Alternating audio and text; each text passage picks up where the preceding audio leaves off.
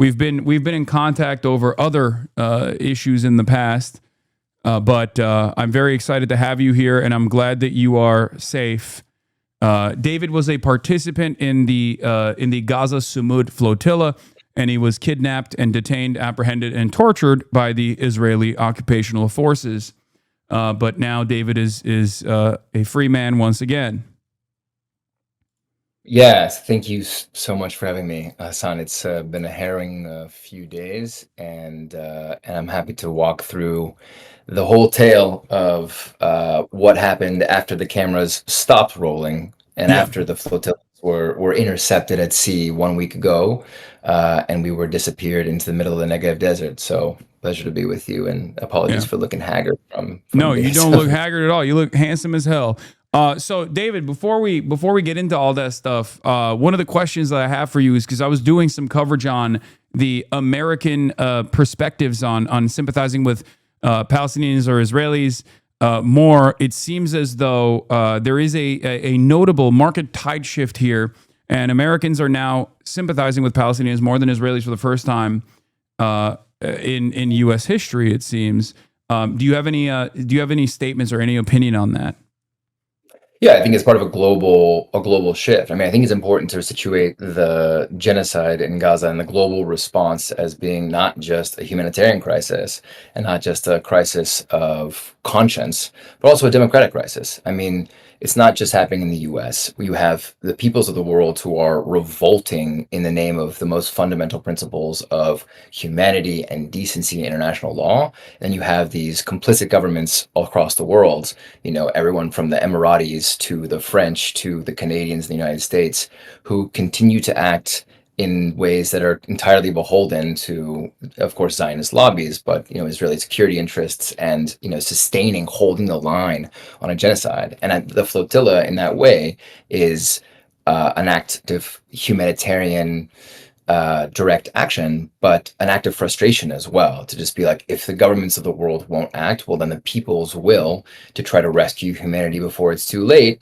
And of course, the narrow goal is to provide humanitarian aid to the starving people of Gaza suffering from what the UN has declared to be a famine, which will continue on even through this so-called ceasefire agreement, as Israel, not exactly a trusted ally, not exactly a trusted guarantor, as my tale will reveal, of any standard of international law, but also in trying to mobilize the 45 countries that were represented on that flotilla to say, we're going to activate these communities to say, like, if this can happen to us in broad daylight, and if we as the citizens of these countries can be treated in this way, just imagine what's happening in the darkness of the torture and detention camps, where so many thousands of Palestinians are systematically and routinely rounded up and tortured, raped, and sexually and otherwise physically assaulted, without any cameras or journalists or anyone to even report on their names and Yeah. their conditions and their prospects.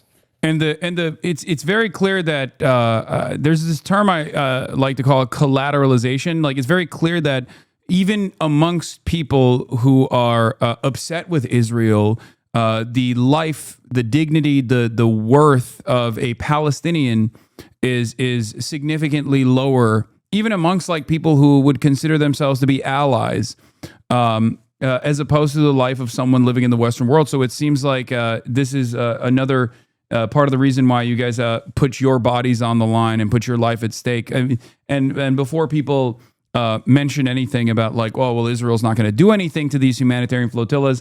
I'm Turkish. I saw this firsthand. I watched it unfold in 2010, I believe, when Mavi Marmara tried to break through the illegal Israeli blockade in an effort to bring in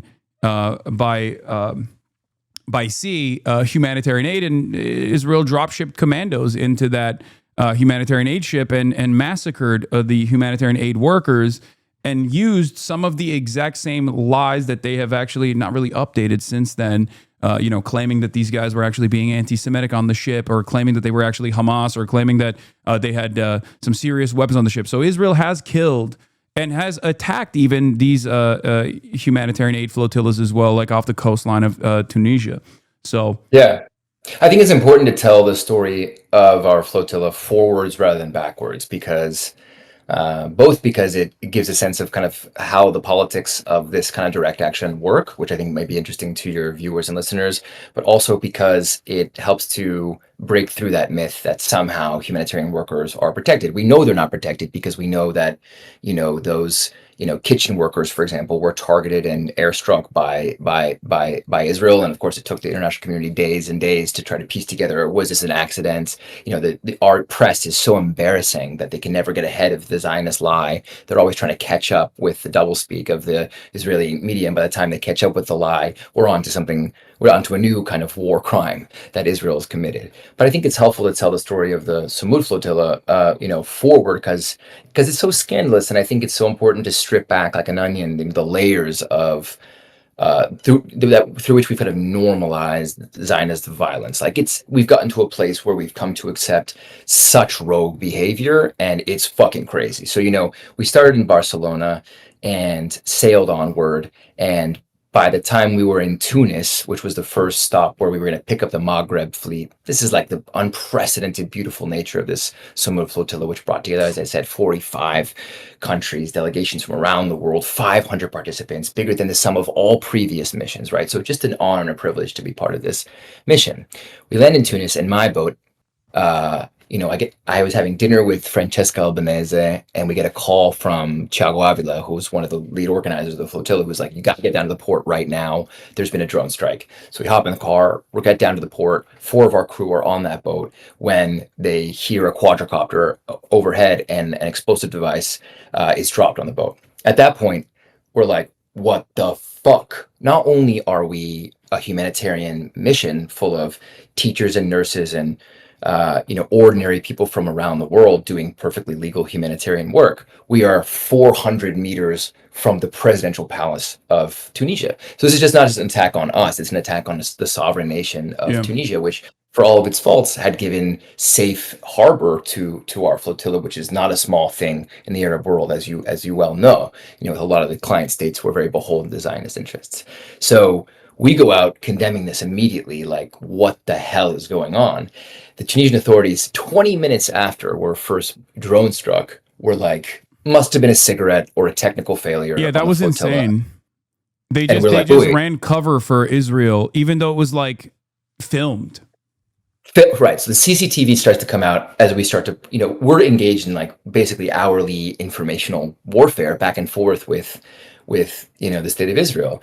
And then the next night in the same port, the second largest vessel has a quadricopter come drop an even bigger explosive device, also caught on CCTV, at which point Tunisian authorities backtrack and say, okay, this was a premeditated attack. We can now kind of see that's clear, but still we're getting the New York Times classic, activists allege drone attacks on the flotilla, right? Which now, days and days later, after we've been disappeared, detained, abused, and beaten in the middle of the fucking desert, Netanyahu comes out and goes, "Yeah, that was us. We ordered that attack on the flotilla." So that's like 2 weeks before we're even in the so-called red zone of where Israel maintains this illegal siege that has been starving and incarcerating the population of Gaza for not just 2 but 20 years. And so onward we sail, and then we're off the coast of Crete when a fleet of drones, a fleet of quadricopters comes and bombs 13 of the boats, dropping these big C4 explosive devices that are clearly intended to damage the boats beyond repair. Again, putting out an alert to the international community. Again, we're struggling to get traction for this like total act of piracy on the high seas. I mean, what other state can you imagine? Just some normal people traveling to the Mediterranean Sea on a sailing mission, and they're just getting bombed by an ally of the United States. And this all, Hasan, is happening before we're even in what's considered to be like the core of the mission, which is the point at which we're supposed to be delivering the humanitarian aid. So this is like the longer story of the flotilla before we even get to the Ben Gvir nightmare of what was the past week of our lives, without any access to food, medicine, let alone communication with our lawyers and families. So yeah, I mean, I can get into kind of the last chapter, but I thought I would just pause there to really take in how far we've come to like accept, how far we've moved the line of what is acceptable. Obviously, Yeah. our government's doing the same thing, just like bombing fishermen boats off the coast of Colombia. It's very much the Pete Hegseth School of International Law, which is like, oops, sorry you're there. We're just going to kill you now. Yeah. Um, And Trump has been but rather it's just still, shameless about it too, where he has openly flaunted, like, openly made a joke, a mockery of, like, oh, if I was a Venezuelan fisherman, I would be very careful, like, talking about the violation of sovereignty of other nations. It's so ridiculous. and we got the same thing. So, my mentions while I still had internet were all like, hope you can swim. And then, Ziobots that would like post like, gifs of the Titanic sinking. And we were just like, Yeah. how have we gotten to a place where you're menacing again, not the lives of like grandfathers? And what made this mission so beautiful is it was composed of truly like courageous a retiree doctor from Menorca and like a school teacher from South Africa who were just brought together by that simple moral conviction that something had to be done to stop this genocide. And so by the time, we were really fighting this informational warfare because as we were traveling across the Mediterranean to justify those attacks, very similar, as you say, to what happened in 2010, Israel had a very difficult decision to make about our flotilla. They couldn't decide between two incompatible narratives.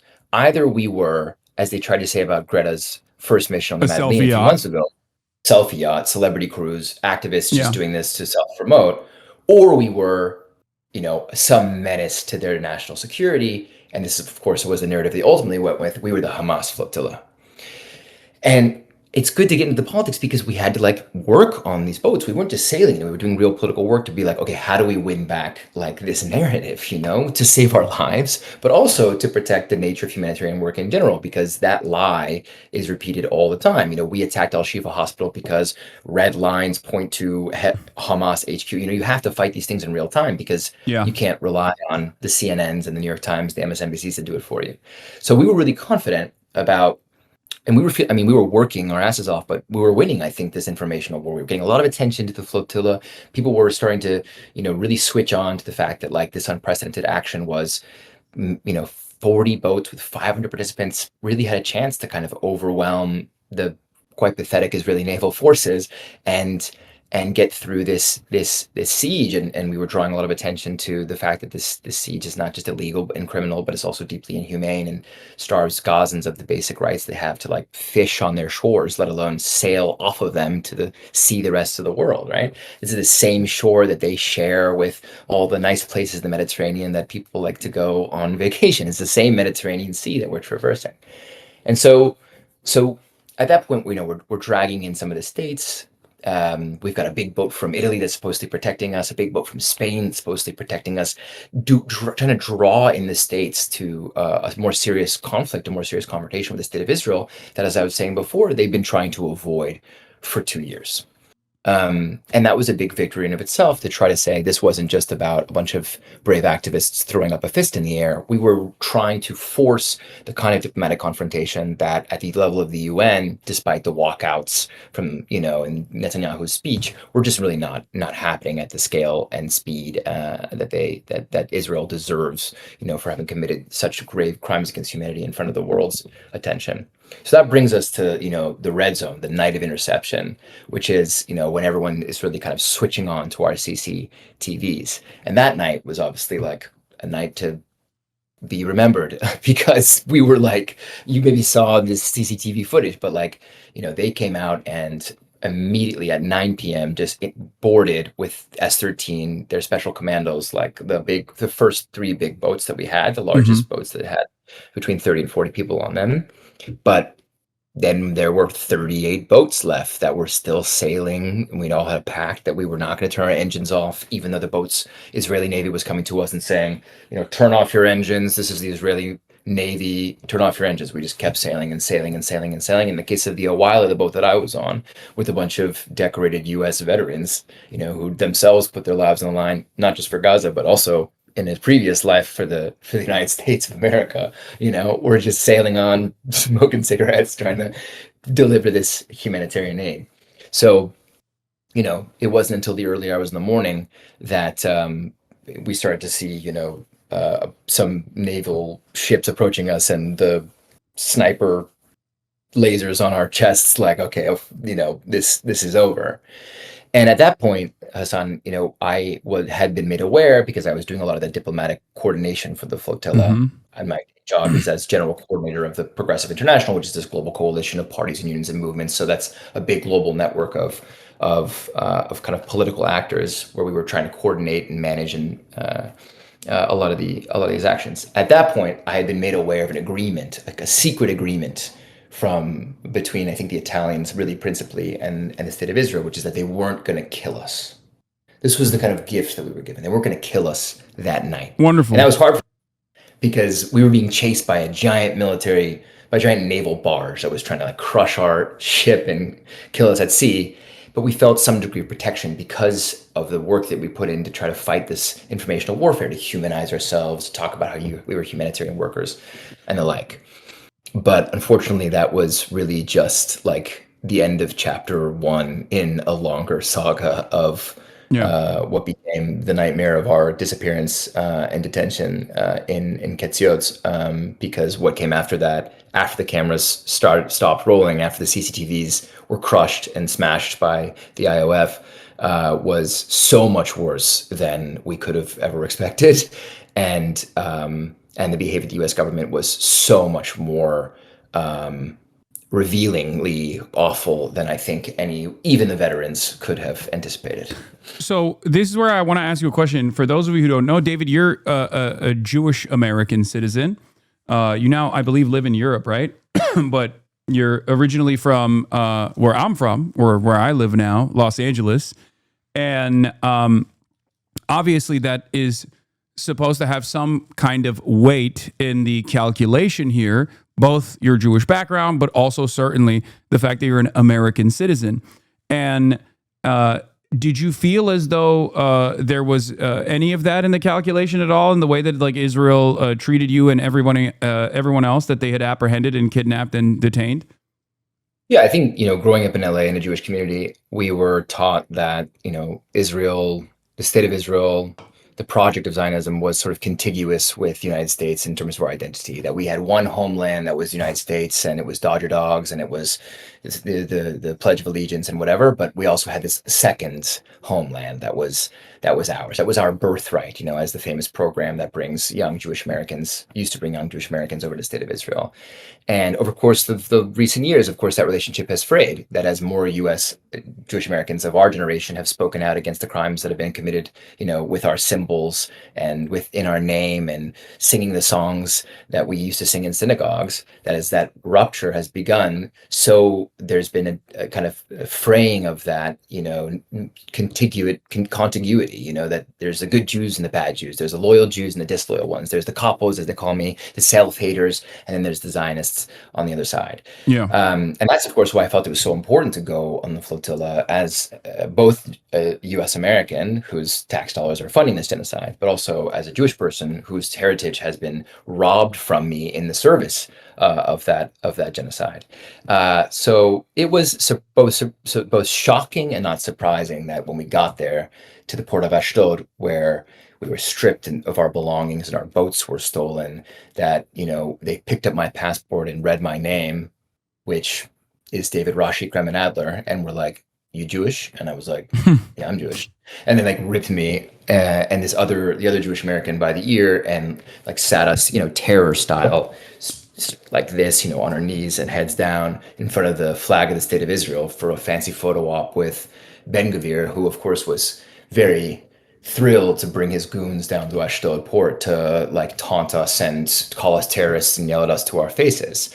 And I think the mistreatment of the Jews on the flotilla, definitely didn't stop there. The other Jewish U.S. American that I was with in the internment camp was undergoing severe medical withdrawals in the cell and begging for medical attention. And they just were like, you're the wrong kind of Jew, and just deprived him even as he was like fainting. Is that Quentin Quarantino, the other Jewish American?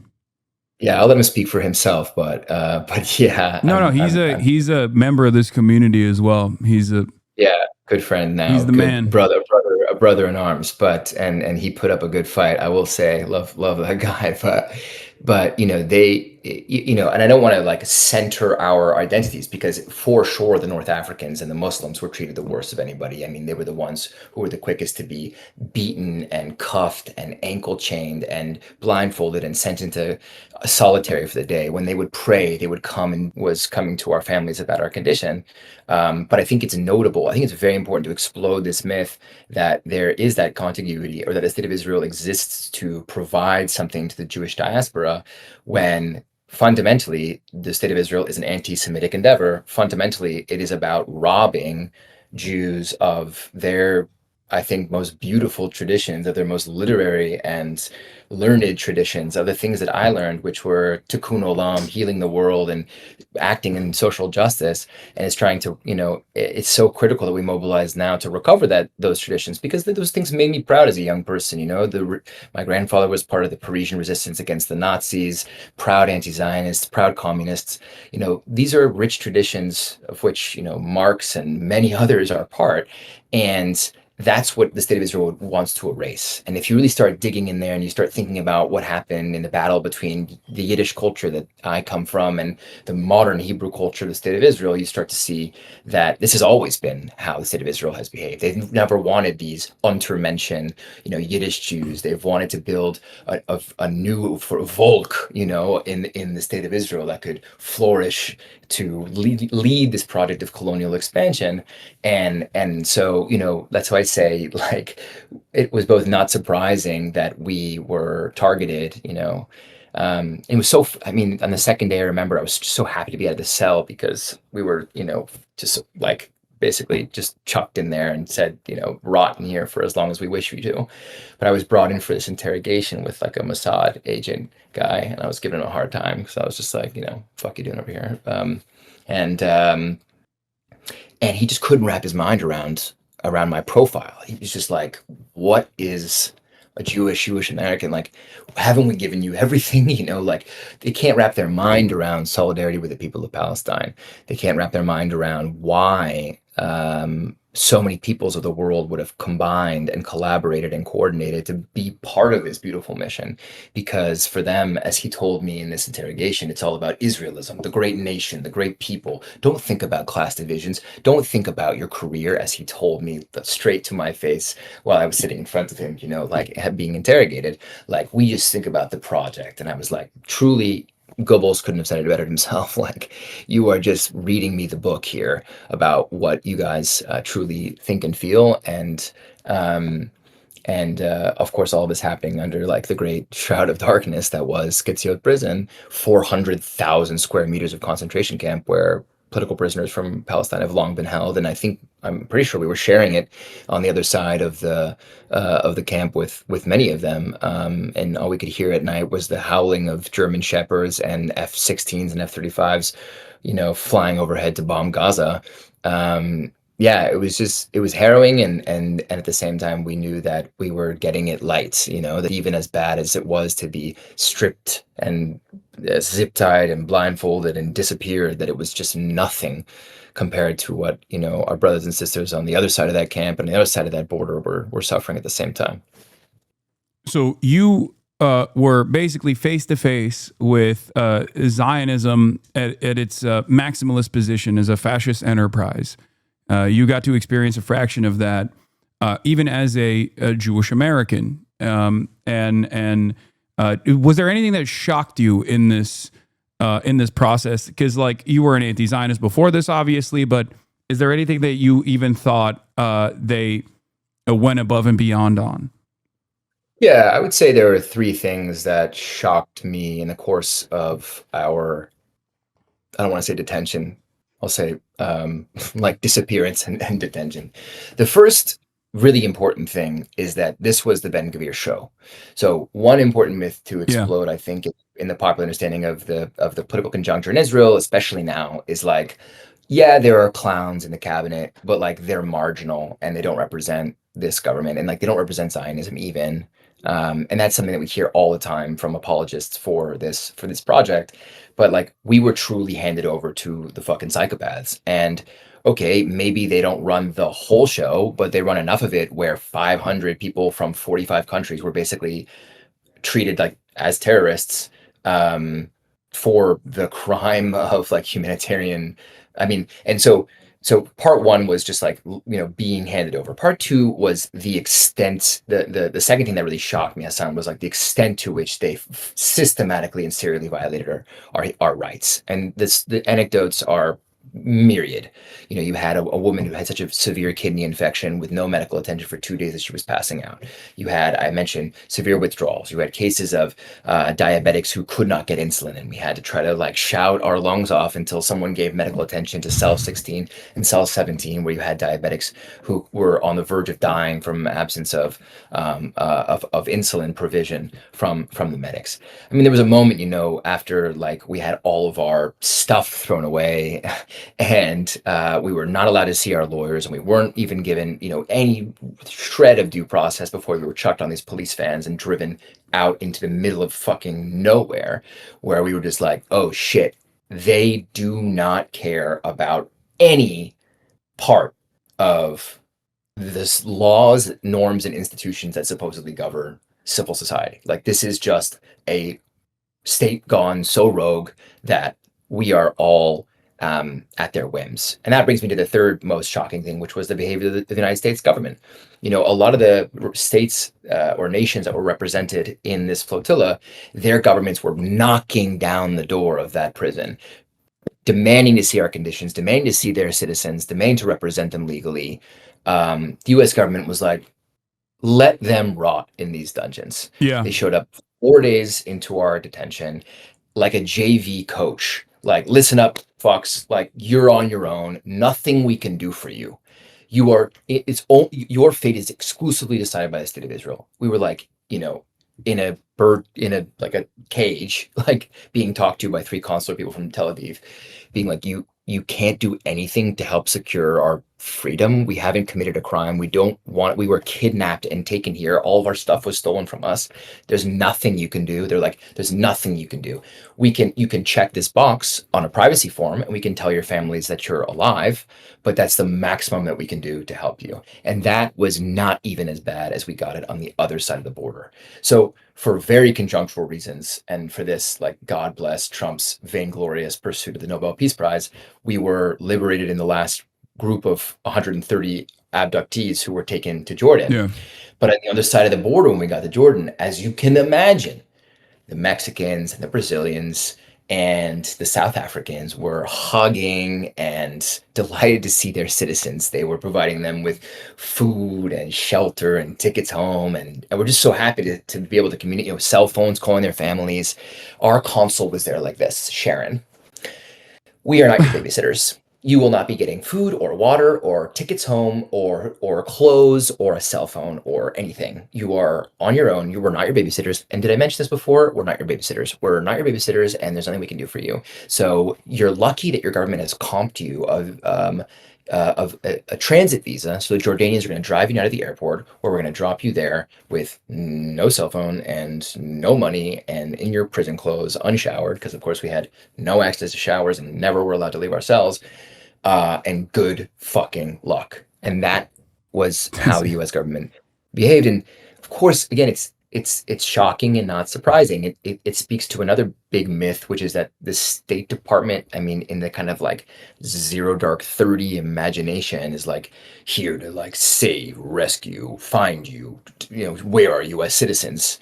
This is as far as I know, and I haven't been online to like fact check this on any serious way, but the largest scale abduction of U.S. citizens, certainly by an ally in modern history, and no response. Our families were calling the embassy, like getting hung up on, getting audio played back to them. And this is, in my mind, when we were sitting and rotting in this jail, I was having these fever dreams, Hasan, where I was like, how did you feel about your senator's inaction, which right. is something I want to talk about as someone from California as well? Because we were like, there were a lot of people actively in the United States of America, specifically in Los Angeles, specifically in California, that were trying to get our senators to make a fuss about the extraction of U.S. citizens from California. Yeah. So, like, when I'm sitting there, like, totally unable to sleep because they were so committed to sleep deprivation, they were like blaring sounds and doing counts and switching cells all night to keep us kind of sleep deprived. So I had a lot of hours to just stare and think.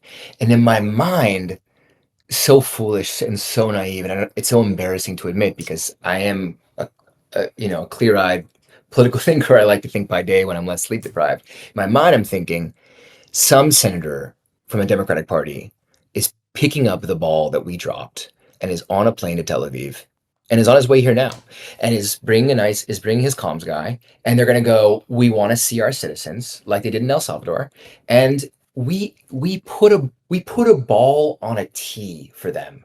We understand it's hard to criticize the state of Israel and the United States. We understand that AIPAC has exercised structural leverage. That's why little Jewish boy David from the San Fernando Valley got on a fucking boat and went to Gaza and did this whole thing because we were prepared to endure some degree of suffering or some smaller or greater degree of suffering. Obviously, nothing in comparison to what Palestinians like. For us, it was an experience. For them, it's fucking reality. But Yeah. we were happy. We were like not happy, but we were prepared and clear-eyed about what was likely to be coming our way, without trying to apologize or normalize the illegality of our abduction, so that these Democrats could pick up the ball, so that they could score the easiest points against the state of Israel.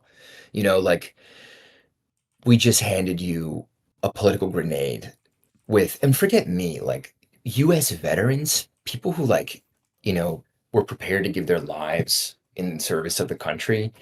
I left the country after university because I have lots of qualms with the cruelty and inequalities of our society. And my political energies have been inverted mostly in places like Latin America and in Europe. But still, like of course, I was having these dreams like, oh well, we're gonna set off some reaction that will be salubrious for the solidarity movement for Palestine. And I got out and I did, like, in the first hours, just like unshowered and unkempt, got a phone and just Googled like flotilla NYT and was just like, oh shit, nothing has happened. Well, except for Yeah. Mike Huckabee calling me a Hamas lover, like to my, quote tweeting me and calling me a Hamas,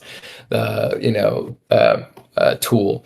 And I I, think that's the thing that I'm still not over, is just yeah. the ways in which, like, we did our best to set up, and in many ways, the flotilla was a success on its own terms. We were seeing these videos of Gazan fishermen being able to fish for the first time in months and months because we had just successfully distracted these naval forces, and that's all that we need to feel good about the success of the mission. That some Gazans could literally survive and have food for a few days while we were in detention, of course. But in terms of, to going back to your first question about evolving public opinion, like, we also wanted to activate these communities, and it was, I came back and it's so beautiful to see so many Angelinos and Californians, and big up to Rokana for like leading on this process and talking to my family. I just can't believe it fell to the families themselves to do this kind of advocacy work, because this was not a hard case to make, that this was criminal, illegal, cruel, and inhumane. And I just, yeah, I'm still grappling with that failure and what it means. And I'm trying to update my priors on what it tells us about US American politics today. It just, But that's the part I'm from dealing the with. outside looking in, it felt like the American government wanted to punish you. Like, and they were not shy about letting Israel do that. Like, they And saw I think you yeah, guys as like spoilers. and I think we would still be there if it weren't for this Peace Prize little campaign that he's on. Like, I think it was clear, and this is such an important point for your audience. Like, there is a conception of the US passport that it is a golden one, that we have this passport privilege because we have certain protections, and that covenant, like, is broken. And I think it's not a coincidence that we were treated by our own governments worse than basically any other delegation on this flotilla when we were in this prison, at the same time as the Trump administration is deploying the army to Portland and Chicago. It's Mm-hmm. about this fundamental division that the Trump administration is installing in very, like, textbook fascist ways between what they consider to be good, righteous, and protected U.S. citizens, and bad, perverted Antifa, whatever you want to call them, the citizens that basically deserve to be legally stripped of their of passports and obviously stripped of the rights that are attendant to them, those passports. And so it was deeply revealing in that way, like, oh, it's come this far that you don't even want to protect your reputation as a Yeah. global guarantor of U.S. American rights. That used to be such a point of pride for so many years. You think back to a hostage crisis and all the propaganda, all the movies that get made about how we are always protecting our own, and all the shows and Narcos, and all this stuff that's all about, like, we'll go to any length to get our own. And it's just, we don't live in that world anymore. We don't live in that country anymore. And it's important that we reclassify U.S. passports as being a high risk passport when you're in the outside world. This is, you're not from that lovely first world country that's going to help you. You're from the United States of America, and they don't give a fuck about you. Yeah. It's pretty devastating. I feel like the liberal international order is a sham. I mean, it's been a sham, but now it's falling apart for everyone to see. Do you feel as though because you also brought up the fact that the genocide in Gaza, the genocide of the Palestinians, has had reverberations that not only have been consequential for a lot of people mobilizing against their own governments, but also has made people start to recognize that the liberal democratic order may be a lie. And in an effort to appease the masses and the mass discontent, it seems like a lot of these liberal countries in Europe have tried to create a pressure valve in an effort to make it seem as though they're in an effort to basically make it seem as though democracy is still real and they're still looking at mass mobilization and they're reacting in some way. One of those ways was the symbolic recognition, state recognition for Palestine, which was conditional recognition to begin with. But do you feel, or even the Samud flotilla getting protection, not all the way, but at least like getting protection up to a certain point was, I think, both unexpected and also done to abide by the discontent that was happening in places like Italy with general strikes and whatnot. Yeah. Do you feel like right now with this Gaza ceasefire and this Gaza peace plan that is being negotiated on, do you feel like that is going to lead to some kind of long-lasting, guaranteed cessation of hostilities, or what is your assessment on that?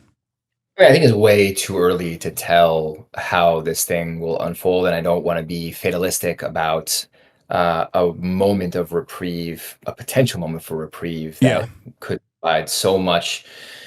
An opportunity for Gazans to eat and to sleep and to stay in their homes and not have to flee or rebuild from scratch, from day to day. But if the past is any ledger to the future, I think that we need to be very clear-eyed about the integrity of the state of Israel in respecting ceasefire agreements and respecting these types of exchanges and the fundamental rules that are supposed to accompany any type of peace process arrangement. And with Trump as a guarantor of that process, it's obviously, you have to wonder, like, it seems pretty dubious because it's so short-sighted and so vainglorious in terms of his pursuit of recognition as some kind of deal-making peacemaker. But I think to your point about these liberal countries in the West trying to find a way to accommodate both their Zionist loyalties or institutional kind of imbrications and some, if rhetorical, recognition of the state of Palestine, even as people are being exterminated and communities are being destroyed and people are being evicted from their ancestral territories. I think it's not a coincidence that it's the peoples of the global South that are the first to recognize those inequities, the farcical nature of what you call the liberal international order. One of the things that we do at the Progressive International is help to coordinate a group. It's called the Hague Group. The Hague Group is a global bloc of nations that are committed to taking concrete actions to stop the genocide and to defend international law. It's countries like South Africa that have taken the state of Israel to the ICJ. It's countries like Colombia, whose president has been a very vocal advocate at tremendous personal and political cost for the state of Israel, as well as countries like Cuba, who've been steadfast allies of the Palestinian cause, and Malaysia, who have also stood up and in the Samud flotilla, as an ally there, but also more generally. These are countries that recognize that the existential risk to, I think when it comes to the international order, I'm reminded of like the title of my friend Astor Taylor's book about democracy. But I think, my sense is like the international order never existed, but we'll miss it when it's gone. There is a sense in which we never really had the famous protections and institutions that were going to provide, unbridled prosperity and promote democracy around the world. And still, there's systematic erosion and the indulgence of Western powers of the rogue behavior of the state of Israel that erodes them is leading us towards a fundamentally more dangerous global conjuncture, which is one of a coercive and unilateralist vision where basically might makes right, of course, but like we make jokes, as you say, about don't get on that boat. We're just going to kill you for sport. And, that's obviously where, our new, what's it called? The Secretary of War, that's his view of the world. Just fuck it. We'll do whatever we want. Yeah. And I think we have to take stock of that because I would never apologize for the crimes of George W. Bush, but they were, all of that was framed, the Iraq War and these horrible crimes that were committed when we were youngsters. Those were all framed in terms of that international law, international order, and that there was a permission structure that they tried to design and justify the unjust and illegal occupation of Iraq, even the lies, the WMD's lie and whatnot. Like that was carefully and meticulously crafted in an effort to at least like gain the support of the world, as opposed to what is happening now where they don't even try anymore. Trump just says, oh, these guys are actually narco terrorists. And even if they're not, even if they're fishermen, they can die because we want to do regime change in Venezuela. Yeah, and we always granted ourselves the exception to whatever rules we were enshrining. But I think it's very difficult to foresee the truly apocalyptic consequences of this centrifugal force that Israel has unleashed in the world, which is just to basically erode any kind of international norms or institutions or international humanitarian law or any protections for citizens. It's giving cover for autocrats everywhere, aligned as they are in this kind of reactionary international, to move ahead with this common agenda that's basically just kill, destroy, maim, dispossess.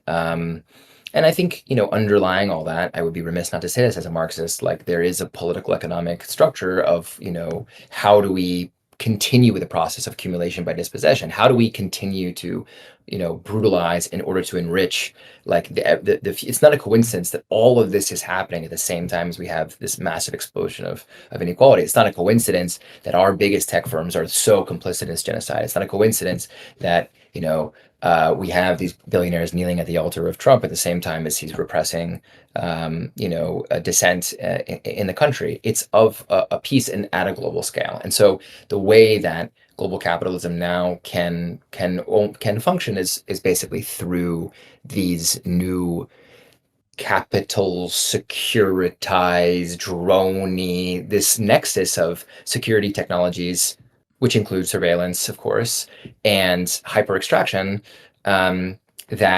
that are still, of course, there are struggles over land and there are struggles over ancestry and identity, but there are also struggles over like fucking making money, and lots of people are making a lot of money, and we just live in this mobster state, and that's the kind of thing that they want to export to the world. It's just, I wouldn't even say lots of people are making money. I feel like it's a handful of people making money, and that number of people making money is like getting smaller and smaller.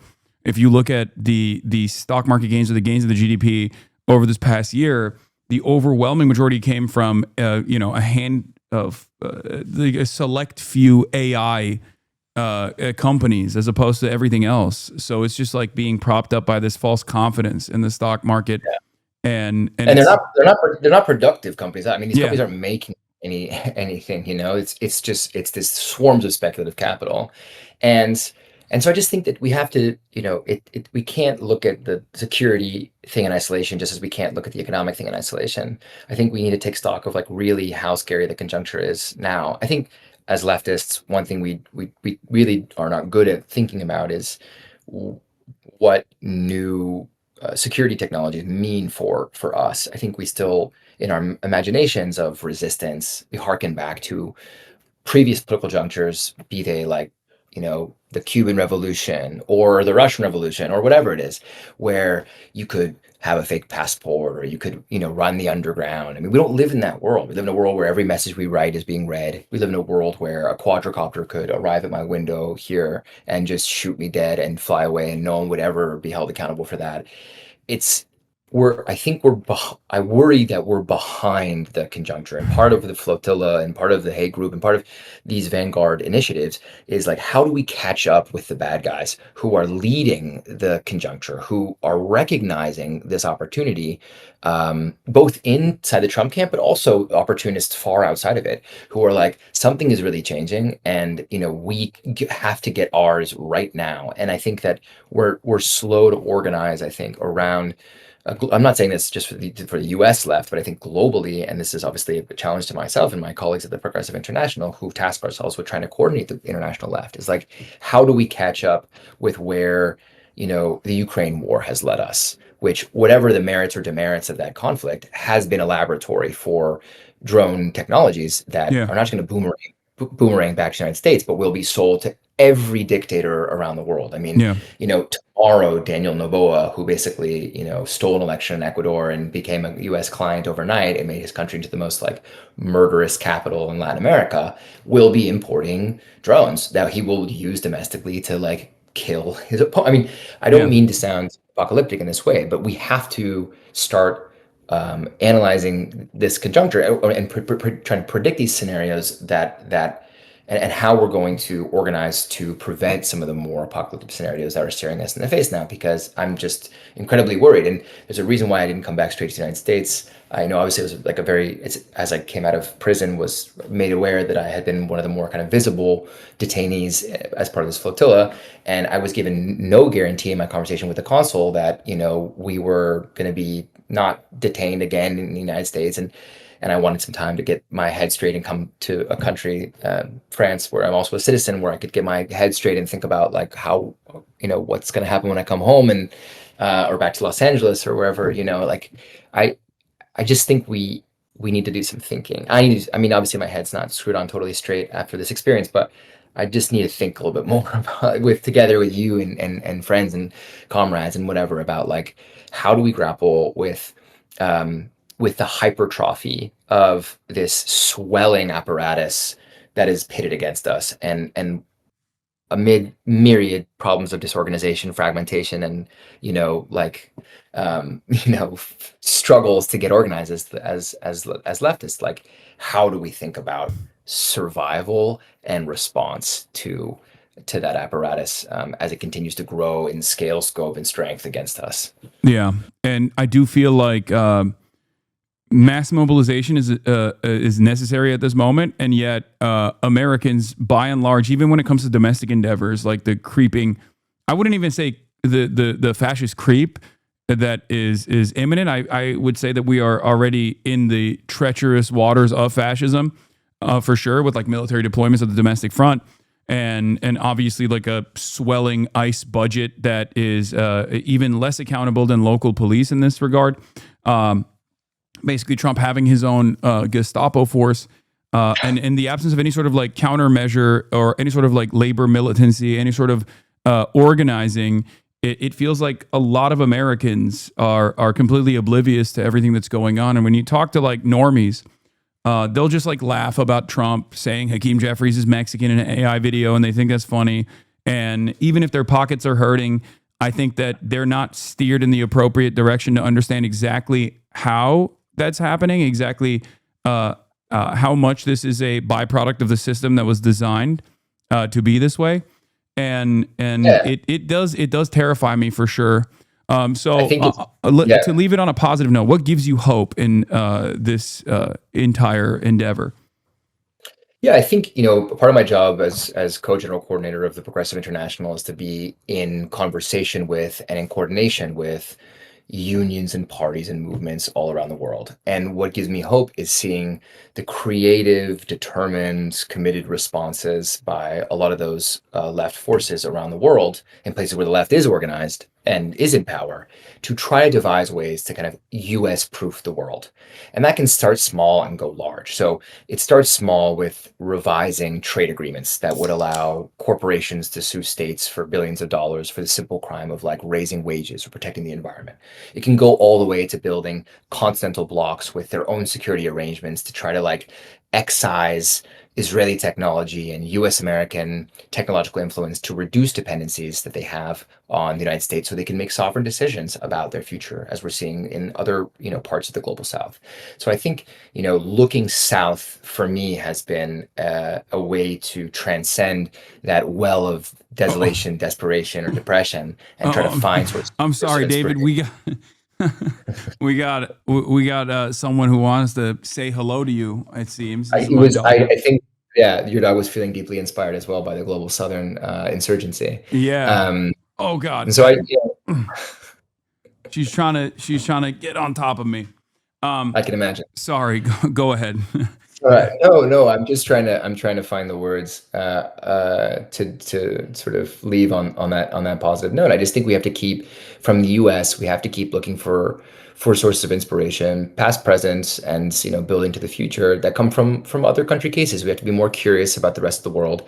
We have to be more engaged and collaborative and seeking ways to basically understand how, in the process of this sort of decline of our empire, violent centrifugal forces that are building the United States, we can be allies of that process of US proofing the world. We can be allies of a Yeah. process that many countries are taking really seriously about how to, build out an agenda of sovereignty, economic, social, and political, as you say, the international order kind of crumbles underneath our feet.